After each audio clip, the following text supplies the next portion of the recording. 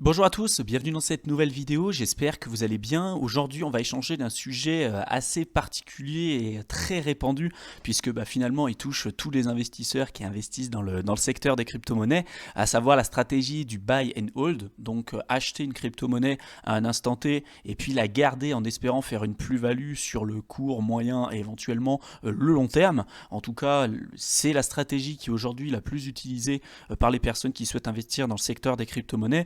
Alors, il y a beaucoup de problèmes avec cette stratégie qu'on a déjà évoquée, à savoir le fait de faire du buy and hold si un projet n'a aucun fondamental. Dans tous les cas, c'est pas quelque chose qui vous permettra de faire une plus-value sur le long terme, à part si vous jouez vraiment sur l'aspect purement et simplement spéculatif. Ça peut être une stratégie, en tout cas, c'est pas particulièrement celle qu'on va préconiser, surtout pour les débutants.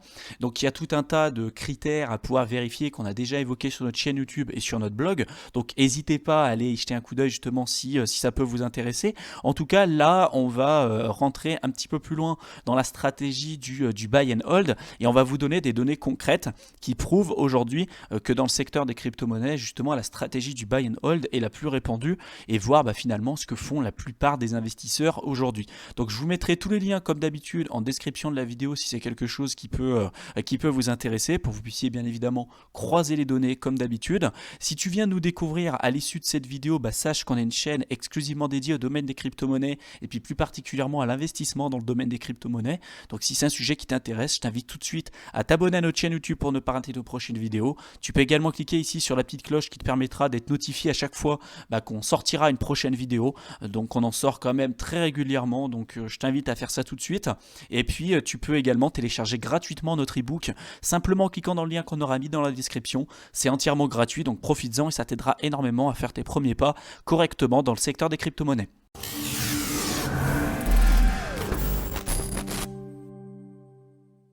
Alors je ne sais pas si vous êtes au courant, mais il y a une loi qui s'appelle la loi de Gresham dans l'univers économique et plus particulièrement lorsqu'on parle de monnaie, qui a théorisé un petit peu les échanges entre les êtres humains et qui a déterminé finalement que l'être humain, lorsque vous mettez deux monnaies en circulation, une de bonne qualité et une finalement de mauvaise qualité, alors vous savez tout ce qui va faire finalement la qualité d'une monnaie, il va y avoir sa fongibilité. La fongibilité, qu'est-ce que c'est? C'est le fait qu'une monnaie particulière, par exemple votre billet de 10 euros, va être égal finalement à un autre billet de 10 euros.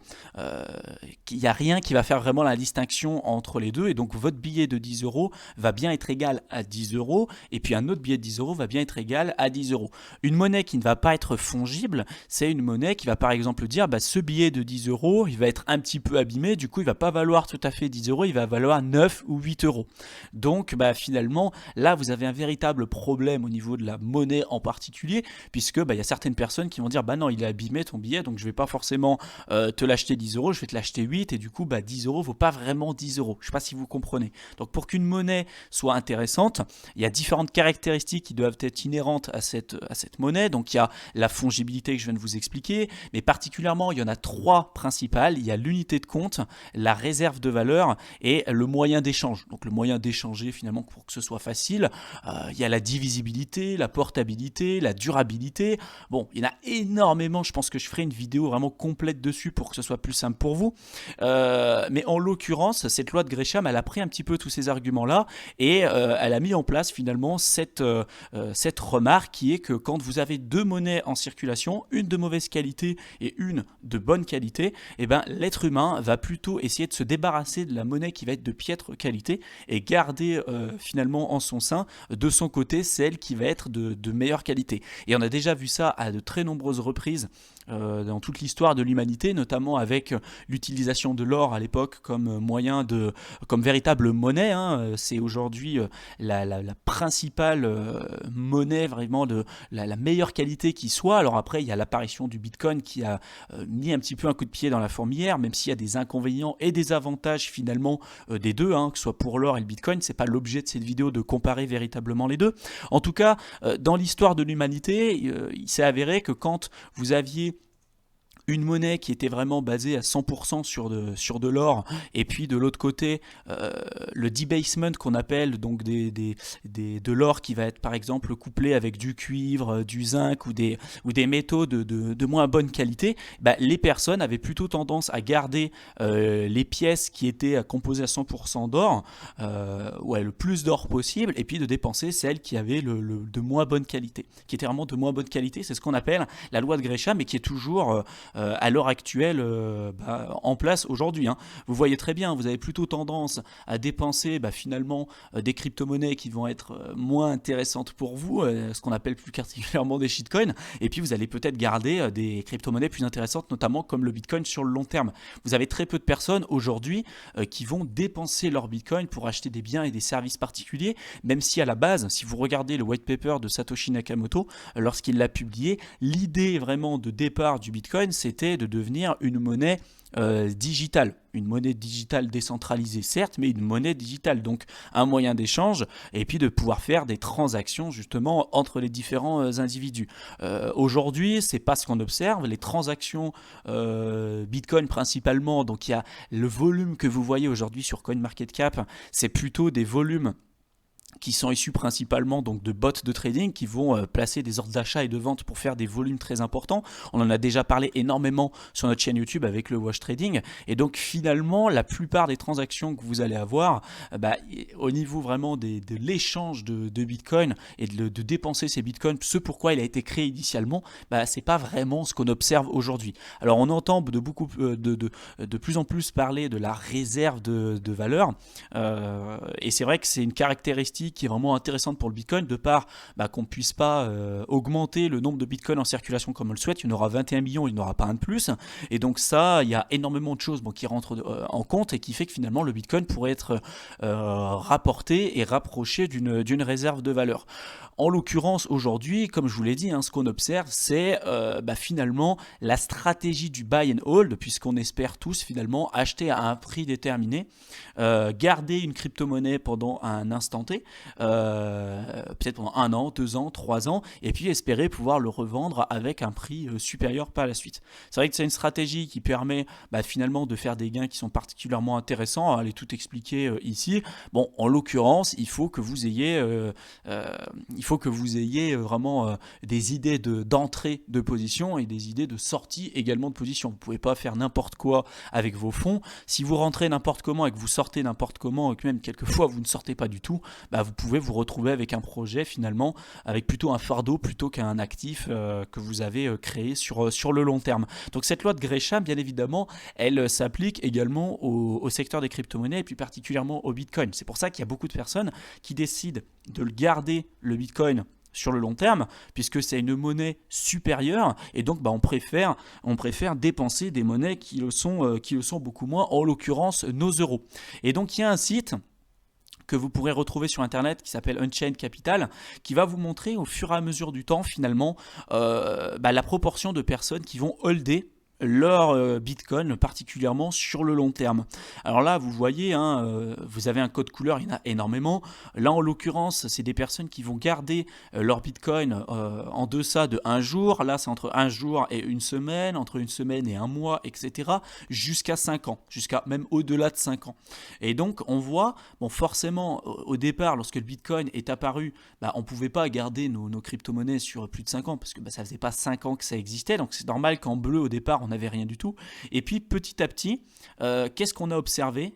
On a observé justement une augmentation du nombre finalement de Bitcoin qui étaient détenus sur le long terme. Et c'est justement cette vague bleue là que vous voyez apparaître au fur et à mesure. Alors dans cette vague bleue, il y a également des coins qui ont été perdus. On le sait, il y a à peu près 4 ou 5 millions de Bitcoins qui ont été perdus là à tout jamais. Et donc ceux-là, en l'occurrence, je pense qu'il y en a une grande partie qui se retrouve là-dedans. En tout cas, on voit que finalement les courbes en rouge et puis les courbes en rouge, violet et jaune, on commence vraiment à les voir se diminuer de plus en plus, et on voit par contre celles en verte et en bleu foncé vraiment se développer de plus en plus avec le temps.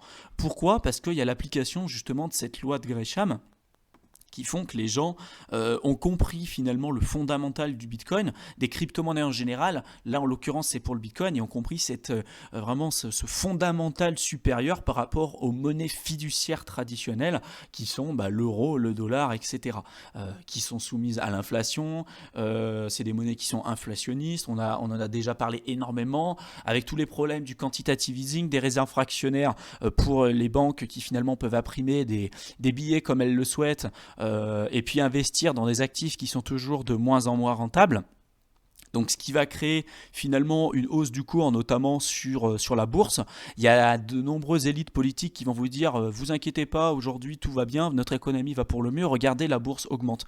Sauf que ce qu'ils vous disent pas, c'est que finalement cette hausse finalement du cours sur la bourse, elle est principalement due au fait de l'investissement directement des banques traditionnelles, des banques d'affaires, qui aujourd'hui ne peuvent plus se laisser l'opportunité de laisser baisser le cours, puisqu'elles ont la corde au cou, elles ont pris des risques qui sont aujourd'hui démesurés, et elles ne peuvent plus se permettre de laisser baisser le cours, sinon c'est la faillite totale. Donc on vous dit que le cours continue d'augmenter, donc elles impriment de l'argent à partir de rien, qu'elles vont investir directement dans des fonds particuliers, dans des actions, dans des obligations, ce que vous voulez, ce qui fait qu'on voit l'apparition de bulles, et on se retrouve dans une situation aujourd'hui qui est complètement déplorable, avec des taux d'intérêt négatifs, etc.